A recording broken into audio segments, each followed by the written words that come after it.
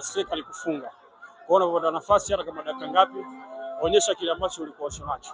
Kwa hiyo namshukuru Mwenyezi Mungu. Na Waziri, umefunga goli la ushindi dakika za mwisho kabisa.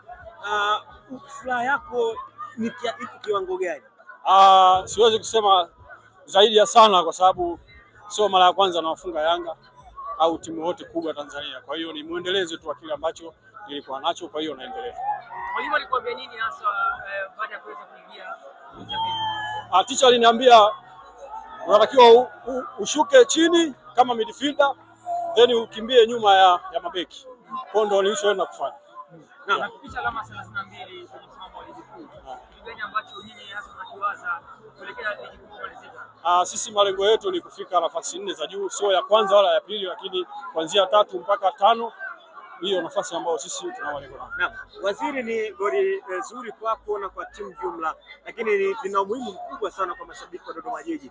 Binafsi sasa wewe unalidedicate kwa nani goli hili? Hili goli kwa familia yangu. Ya familia yangu, mke wangu na watoto wawili. Kwa hiyo hii ni special kwa ajili yao. Shukrani sana.